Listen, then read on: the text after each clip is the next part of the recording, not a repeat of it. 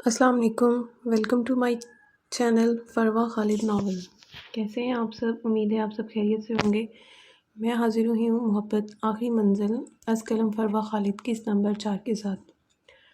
Novel شروع کرنے سے پہلے میرے چینل کو لائک کر دیں، سبسکرائب کر دیں اور شیئر کرنا نہ بھولیں۔ تو شروع کرتے ہیں محبت آخری منزل از قلم فروا خالد کی نمبر 4 کے ساتھ۔ امرا نے اپنی پہلی زندگی شہر میں ہی گزاری تھی، مگر جب سے وہ حویلی آئی تھی اس کا بے پناہ حسن دیکھ پورے خاندان میں ایک کھلبلی سی مچ گئی تھی، کیونکہ سب کو ہی یہ سننے کو ملا تھا کہ عصمت بیگم امرا کی شادی شہرام سے کروانا چاہتی تھی۔ اس بات کا شہراز کو علم تھا یا نہیں، مگر فریال کو اپنے شوہر کی اس لڑکی سے شادی کرنے کی خواہش ظاہر کرنا اس کا برا نہیں لگا تھا، جتنا شہراز کے حوالے سے یہ خبر سن کر اس کے سینے پر سانپ لیتے تھے۔ وہ پہلے دن سے امرا سے کھات کھاتی تھی۔ اس بات کے بعد سے امرا اسے مزید بری لگنے لگی تھی۔ فریال شہراز سے 2 سال بڑی تھی۔ شہراز اسے بھابھی کی طرح ہی عزت دیتا تھا۔ فریال اکثر اس کا موڈ اچھا دیکھ کر اس کے سامنے امرا کی برائیاں کرتی نظر آتی تھی، جبکہ اس کی باتیں انتہائی بے دلی سے سنتا شہراز اسے ہمیشہ ٹوک دیتا تھا۔ امرا کو آگے پڑھنے کی اجازت نہ ملنے کے پیچھے بھی فریال کا ہی ہاتھ تھا۔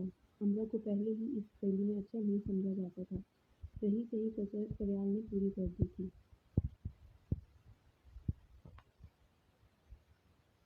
وہ نہیں جانتی تھی کہ وہ جو کر رہی تھی اس کا انجام کیا ہونے والا تھا، مگر یہ سچ تھا کہ وہ شہراز لاشاری کے ساتھ کسی اور لڑکی کو نہیں دیکھ سکتی تھی۔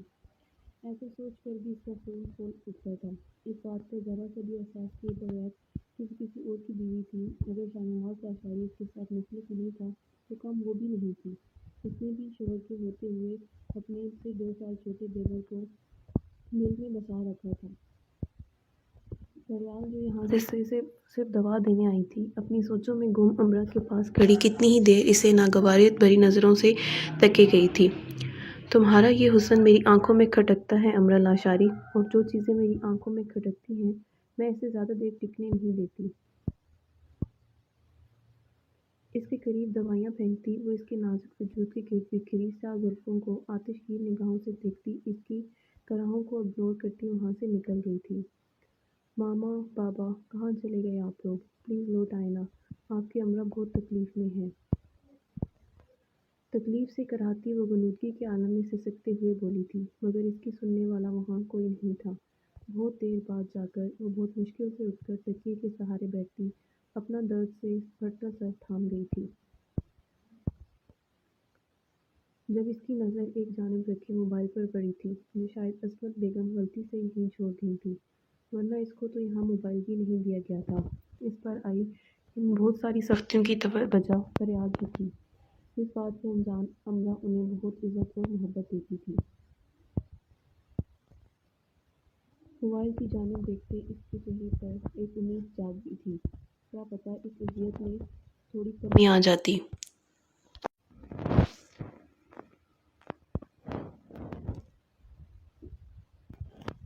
تھوڑی سی کمی آ جاتی۔ اس نے اپنے لرزتے ہاتھوں سے موبائل اٹھائے کہ خوفزدہ نگاہوں سے بند دروازے کی جانب دیکھتے ایک کوشش کرنا چاہی تھی۔ لرزتے ہاتھوں سے نمبر ڈائل کرتے، جو اسے بہت اچھے سے ہوش تھا، موبائل کان سے لگایا تھا۔ بیل جا رہی تھی، اس کا خوف ہر لمحے کے ساتھ بڑھ رہا تھا۔ پہلی بار پر کال پک نہیں کی گئی تھی، اس نے دوبارہ کال ملائی تھی، امید ٹوٹنے لگی تھی، مگر اب کی بار اس کی کال پک کر لی گئی تھی۔ دوسری جانب سے گونجتی گمبھیر آواز سن کے امرا کے حسین نرم کٹوروں میں آنسو آ رہے تھے۔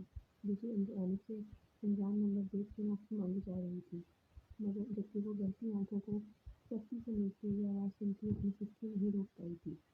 امرا! اس کی امرا کی سستی بھی دوسری جانب سے پہچان لی گئی تھی۔ اپنے نام کی صرف پکار کر امرا کا دل کانپ اٹھا تھا، آنکھوں میں مزید شدت آئی تھی۔ کون ہو تم؟ وہی بھاری گمبھیر سا لہجے جو پہلے بھی اسے سنائی دیا تھا، اس پل بھی اس کی سانسیں چھین گیا تھا، جب اس نے اپنے سامنے افعال لباس میں ملوث ایک بےپناہ وجیح نفیس کے مارد شخص کو ہاتھوں دیکھا تھا۔ اس کے تاثرات میں وحشت ناکی چھائی ہوئی تھی۔ ضرور کی جمیری پھر لڑ اٹھی تھی۔ شہراب جب اسلامی آواز پر اس کی طرف آیا تھا، وہاں مٹی میں لگ کر زمین پر گری لڑکی کو دیکھتے اس نے اپنے آدمیوں کو اشارے سے پیچھے ہٹنے کو کہا تھا۔ وہ حیران تھا کہ اس جگہ پر یہ لڑکی پہنچی کہاں سے تھی۔ وہ چلتا ہوا اس کے قریب آن کر کھڑا ہوا تھا۔ گرین کلر کا لباس پوری طرح سے گیلی مٹی سے بھر گیا تھا۔ وہ تکلیف سے کرہتی چھوٹی سی لڑکی اس پرفتہ علاقے میں اس طرح سے پڑی شہراب لاشاری کو بری طرح سے کھٹکی تھی۔ اس کی نگاہوں کی رنگت مزید وحشتناک ہوئی تھی۔ وہ چلتا ہوا اس کے قریب آن بیٹھا تھا۔ ضربہ سہم کر پیچھے کو سرکی تھی جب اس کے لبوں سے دردناک طرح نکلی تھی۔ شہراب کی نظریں بہت گہرائی سے اس کا جائزہ لے رہی تھی۔ یہ ودیع جلوسی اس علاقے کے انسانی نظاروں کی لڑکی کا تو نہیں ہو سکتا تھا۔ ضربہ نے اس کی عجیب و غریب نگاہوں کو اپنے وجود میں گھر کر اپنی سانس درست کی تھی۔ اس نے ایک بار پھر سوچنے کی کوشش کی تھی، مگر اس کی ہتھیلیاں اور ٹہنیاں پوری طرح سے چھو چکی تھی۔ وہ پھر سے نیچے دھڑک گئی تھی۔ اسے اس شخص کی غضبناک آنکھوں سے بہت زیادہ خوف محسوس ہو رہا تھا۔ کون ہو بیوی؟ میری زمین پر کیا کر رہی ہو؟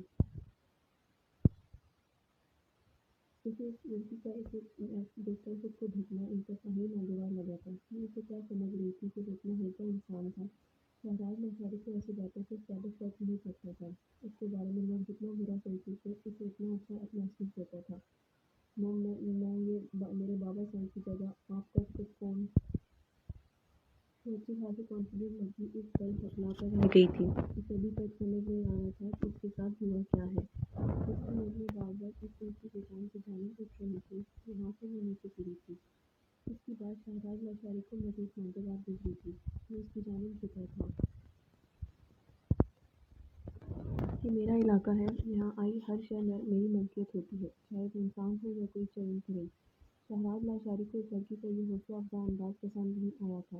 اسے عورتیں اپنے آگے بولتی بالکل پسند نہیں تھی۔ وہ اپنی جگہ سے اٹھتا اس کی کلائی اپنی گرفت میں دبوچتا اسے کھینچ کر کھڑا کر چکا تھا۔ اس انتہائی غیر انسانی سلوک پر ضربہ کی چیخیں نکل گئی تھیں۔ اتنی اونچائی سے گرنے پر اس کے پورے وجود پر خراشیں آئی تھیں۔ وہ ہل بھی نہیں پا رہی تھی اور یہ شخص اسے اتنی بے دردی سے کھینچ کر کھڑا کر چکا تھا۔ اس کے پیر میں اتنا درد ہو رہا تھا کہ اسے یہی لگا تھا جیسے ہڈی ٹوٹ گئی ہو۔ وہ اسے کھڑا کرنے پر لڑکھڑا سی گئی تھی۔ اس کی گرفت ضربہ کی کلائی پر انتہائی وحشیانہ تھی۔ ضربہ کی آنکھوں سے آنسو گرنے آ گئے تھے۔ اس نے کوئی اور سہارا نہ مل پاتے پھر اس نوکیلے پتھروں پر گرنے کی سوچ سے اس شخص کا دوسرا بازو اپنی مٹھی میں جکڑ لیا تھا۔ شہراب لاشاری خاموشی سے اس لڑکی کی تکلیف ملاحظہ کر رہا تھا اور وہ پہلے کی طرح اس کی آنکھوں میں آنکھیں ڈال کر نہیں دیکھ پا رہی تھی۔ طرف کہاں لے کر جا رہے ہو میرے کزنز؟ اس کے پورے وجود میں خوف کی شدید لہر دوڑ گئی تھی جب اسے احساس ہوا تھا کہ یہ شخص اسے اپنے ساتھ لے جانے کا ارادہ رکھتا ہے۔ ضربہ اس سے پہلے کہ شہراب کچھ بولتا، شہرام خان جتوئی کی پریشان اور بے قراری بھری آواز بہت قریب سے گونجی تھی۔ اسے ڈھونڈتے ہوئے وہ سب دوسرا راستہ استعمال کرتے وہاں آن پہنچے تھے۔ شہرام کی آواز سنتے ضربہ کے مردہ ہوتے وجود میں جان پڑ گئی تھی۔ اس نے جلدی سے شہراب لاشاری کا بازو چھوڑ دیا تھا۔ اس کی وحشیانہ گرفت سے اپنی کلائی آزاد کروانے کی کوشش کی تھی۔ وہ بہت مشکل سے کھڑی تھی، اسے لگا تھا وہ گر جائے گی۔ مگر وہ وحشی انسان اس کی کلائی چھوڑ ہی نہیں رہا تھا، کیونکہ اس کی نظر سامنے سے آتے شہرام خان جتوئی، افسر خان جتوئی اور اس کے ساتھ آتے باقی کزنز کو دیکھ اسے سمجھنے میں زیادہ وقت نہیں لگا تھا کہ یہ لڑکی کس خاندان کی تھی۔ انہوں نے باقی لڑکیوں کو وہاں اتر ہی کھڑا کر دیا تھا، کیونکہ ان کی نظر سامنے کھڑے شہراب لاشاری پر پڑ چکی تھی۔ اس شخص کی گرفت میں قید ضربہ کی کلائی دیکھ شہرام کی آنکھوں میں خون اتر آیا تھا۔ وہ ایک سیکنڈ کی بھی دیر کیے بھاگتا ہوا وہاں پہنچا تھا۔ ان کے قریب آتے ہی شہراب کے باز نے ان پر بندوقیں تان لی تھیں۔ انہیں دیکھ پیچھے کھڑی لڑکیوں کے منہ سے چیخیں برآمد ہوئی تھیں۔ وہ اپنے باز کو پیچھے ہی چھوڑ آئے تھے، کیونکہ ان کو ایسی کسی سچویشن کی توقع ہی نہیں تھی۔ ضربہ میری جان تم ٹھیک ہو؟ شہرام جتوئی پر بھول چکا تھا کہ آگے پیچھے کون کھڑا ہے۔ اس نے قریب آتے ہی شہراب کی گرفت سے انتہائی جارحانہ انداز میں ضربہ کی کلائی آزاد کروائی تھی اور اسے اپنے باہوں میں بھرتے اس کی حالت دیکھ تڑپ اٹھا تھا۔ اس مہربان شخص کا سہارا ملتے ہی ضربہ بری طرح سے سسک اٹھی تھی۔ یہ گزرے چند لمحے اس کی زندگی کے سب سے بھیانک لمحے تھے۔ شہرام کے کندھے سے لگے کھڑے اسے اب بھی پشت پر اس وحشی کی نگاہوں کی تپش محسوس ہو رہی تھی۔ اس نے گھبرا کر شہرام کی شرٹ اپنی مٹھیوں میں جکڑ لی تھی۔ شہراز لاشاری کی نگاہوں میں یہ منظر قید ہوا تھا۔ شہرام خان جتوئی کی تڑپ اور اس لڑکی کا اس کی پناہوں میں چھپنا۔ سگریٹ سلگاتے اس کی آنکھیں عجیب سے انداز میں مسکرائی تھیں۔ اپنی عورت کی حفاظت نہیں کر سکتے تو اسے چار دیواری سے باہر کیوں نکالتے ہو شہرام خان جتوئی؟ لگتا ہے انگریزوں کے ملکوں میں رہنے کے باعث تم سب کی غیرت بھی ان جیسی ہی صفر ہو چکی ہے۔ اس نے استہزائیہ نگاہوں سے شہرام کی باہوں میں مقید اس لرزتی کانپتی لڑکی کو دیکھ کر چوٹ کی تھی۔ جو سنتے شہرام جو پہلے اس شخص کو ضربہ کے اتنے قریب دیکھ سلگ رہا تھا اپنی خونخوار نگاہوں سے اس کی جانب دیکھا تھا۔ ہمیں اپنی عورتوں کی حفاظت کیسے کرنی ہے ہم جانتے ہیں، تم اپنی حد میں رہو تو زیادہ بہتر ہوگا۔ شہرام اس کا منہ توڑ جواب دینے کا ارادہ رکھتا تھا مگر اسجد کے کندھے پر ہاتھ رکھ کر تنبیہ کرنے پر وہ اپنے لب بھیجتے صرف اتنا ہی بول پایا تھا۔ وہ شہراز لاشاری کی فطرت سے واقف تھا۔ وہ انتہائی شفاق انسان تھا، اپنے نفع نقصان کو سوچے بغیر کچھ بھی کر گزرتا تھا۔ اس وقت ان کے ساتھ خواتین تھیں اور وہ اس کے آگے نہتے کھڑے تھے۔ شہراز لاشاری کا پسندیدہ مشغلہ تھا دشمنی کا آغاز کرنا اور پھر اسے دل و جان سے نبھانا۔ شہرام خان جتوئی، تم میری حدود میں کھڑے ہو کر مجھے ہی حدود میں رہنے کا سبق پڑھا رہے ہو، اچھا مذاق کر لیتے ہو۔ شہراز کی نظریں ایک بار پھر شہرام کی باہوں میں سسکتے وجود پر گئی تھیں۔ اس کے بعد اس نے یہ ناپسندیدہ منظر دیکھنے کی کوشش نہیں کی تھی۔ ہمیں دھیان رکھنا چاہیے تھا، پر یہ ایک حادثہ ہی تھا۔ میں معذرت خواہ ہوں اس کے لیے، یہ جان بوجھ کر نہیں ہوا۔ اسد نے آگے بڑھتے بات کو ختم کرنا چاہا تھا۔ ضربہ کی حالت ٹھیک نہیں لگ رہی تھی۔ شہرام اور شہراز ایک دوسرے کو جن خون آشام نگاہوں سے دیکھ رہے تھے معاملہ بگڑ بھی سکتا تھا اور وہ دونوں ہی اپنی اپنی جگہ صدا کے جذباتی تھے۔ جانتا ہوں، اگر جان بوجھ کر ہوتا تو میں نے چھوڑنا کہاں تھا۔ شہراز کی نظریں ایک بار پھر سے ضربہ کی جانب اٹھی تھی جو دیکھ شہرام کے اندر زہر اترا تھا۔ وہ رخ موڑتا ضربہ کو اپنی مضبوط باہوں میں اٹھاتا تیزی سے وہاں سے پلٹ گیا تھا۔ وہ اس شخص کا منہ توڑنے کا ارادہ رکھتا تھا مگر ضربہ کی تکلیف دیکھ اسے اس وقت کچھ دکھائی نہیں دیا تھا۔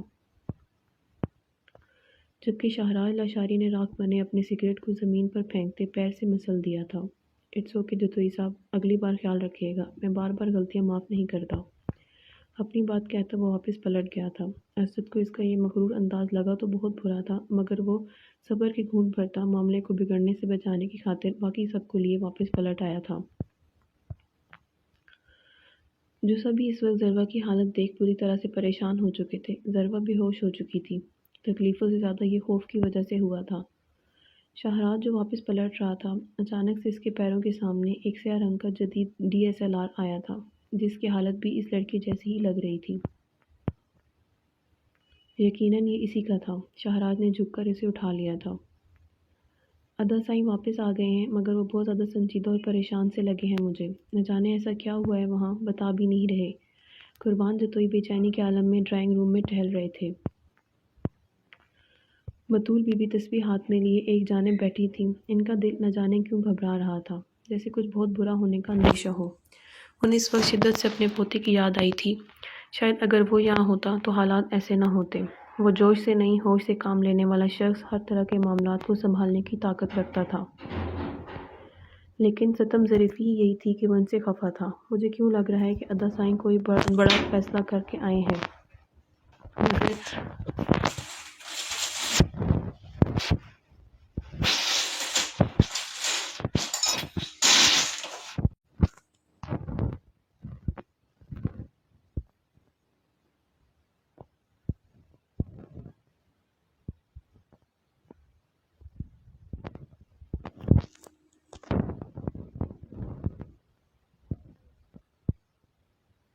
مجھے کیوں لگ رہا ہے کہ ادا سائیں کوئی بہت بڑا فیصلہ کر کے آئے ہیں مگر بتا کیوں نہیں رہے؟ ہم تو ان کے ہر فیصلے میں ان کے ساتھ کھڑے ہیں۔